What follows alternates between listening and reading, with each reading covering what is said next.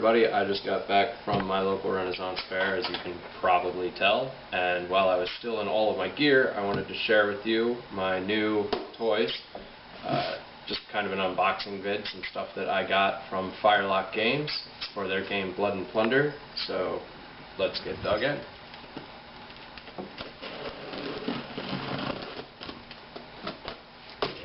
Blood and Plunder is a 28mm skirmish war game, again by Firelock Games, and it is set in the 17th century, which would be considered the golden age of pirates. This is their second Kickstarter. I missed the first.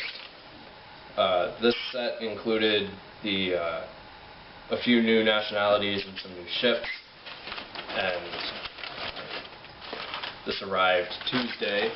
It's now Saturday that I'm finally getting to it.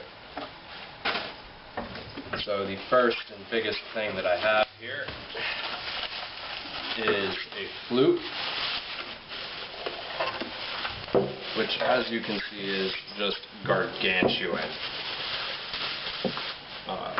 The ships are solid resin. This one is something like 4.5 pounds. They come with pewter, lead-free, white metal, I'm not sure which, components, rigging components, all the masks and spars you're going to need. Everything is pre-drilled. So there is that. They also, in this Kickstarter, released a galleon, and then they have several other ships that have been out for quite a while. This and the galleon are the largest two.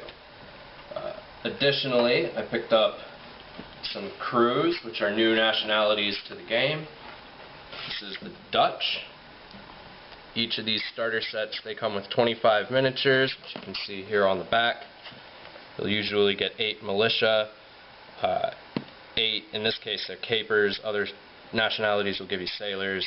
And then there's 4 Enterploeg, which are Dutch boarding parties, and 4 Zeeleiden, which are Dutch sailors, and a captain. Similar to the Dutch, I also picked up European colonial militia. One of the great things about this game is that you can play just about any of these starter boxes or any faction with any other faction. So these would be expansions to the English, Spanish, French, or the new Dutch. It comes with 4 cavalry, which is the substitution for your 8 other models, and then it comes with 8 soldiers, a mounted captain or commander, and then 4 cannon crew and 1 piece of field artillery. And then rounding off the big boxes, I picked up the Pirates and Privateers set. This is good for representing any of the secondary nationalities, but it's also very much like the European land forces, can be added to an existing one. It comes with 8 of the sailors, 4 sailor weapon upgrades, which have your blunderbusses, grenados, stinkpots, and then 8 European sailor musketeers, and another 4 cannon crew with a captain. This one does not come with artillery, which brings me to the next bit, which should be in here. One of the things that I purchased on the side is another set of cannons. This is the same field artillery that comes with the European colonial militia, and it has enough in there to make 2 guns with barrels, either medium or light barrels. I also picked up, and I'm going to probably butcher this name, but Piet Hein, who is one of the new special characters for the game. Again, this is Golden Age of Piracy, so this is a little bit before Blackbeard and Charles Vane and Bart Roberts and so on. That is actually coming in the next expansion. But in this era, you also have Laurens de Graaf, who is a French buccaneer commander. All of the units and rules are all available on these cards. So one of the things that I made sure to order is the new card set. This is massive. But it has all of the units for every faction, every option that those units have, and all of the new commanders. I also ordered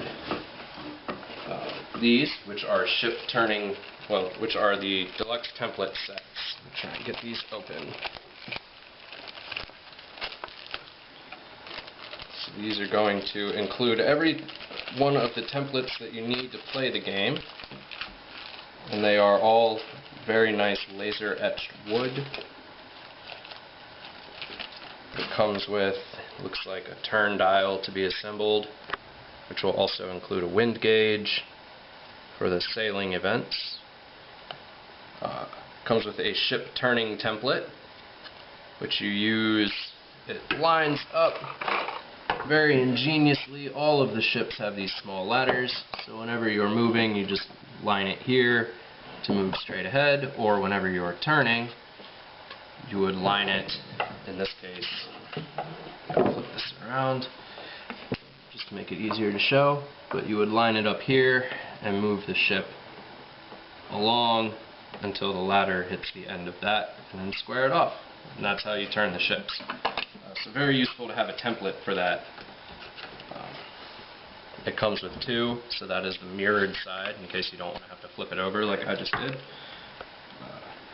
It also comes with several of these smaller wooden templates, which cover your grenades and stink pots and so forth, and then unit placement to make sure that everyone's within coherency. Unlike some other games, it's not measured between bases. Explosions of some kind. Do not actually know what that one is used for. And there are fatigue markers here. As units take actions and come under enemy fire, they will gain fatigue. Those are important for tracking that.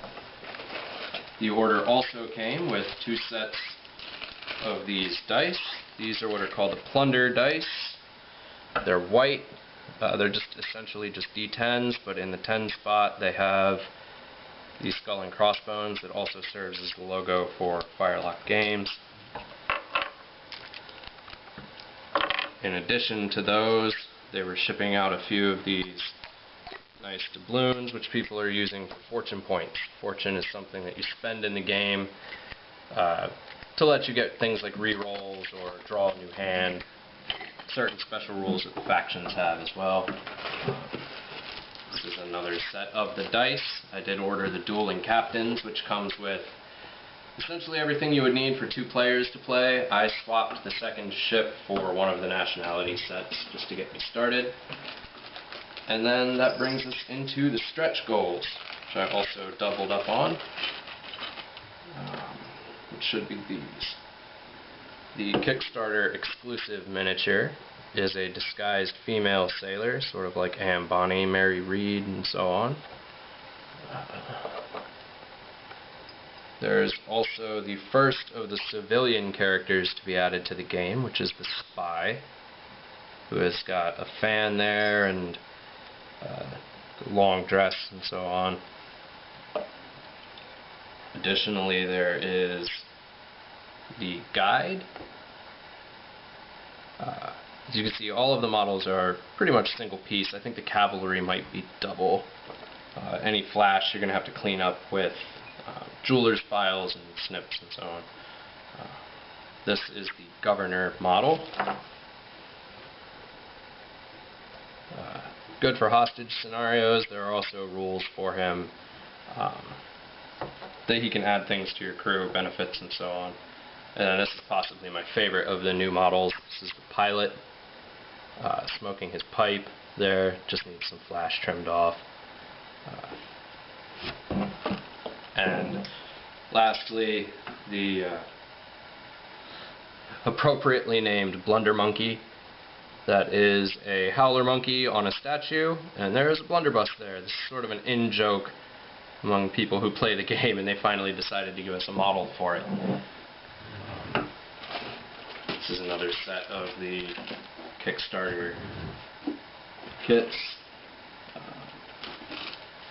And then additionally, there are 2 packages here the one in my hand and this one. And these are casualty markers. So there will be 8 in total, again because I got the double stretch goals, but there are 4 guys there in my hand. All of them are double-sided with the exception of this guy who has been flattened. And they're just good for representing, you know, obviously your casualties, but also in the case of some of the factions, they can start the game off drunk. This is a good way to match or to represent that. Just passed out on the deck.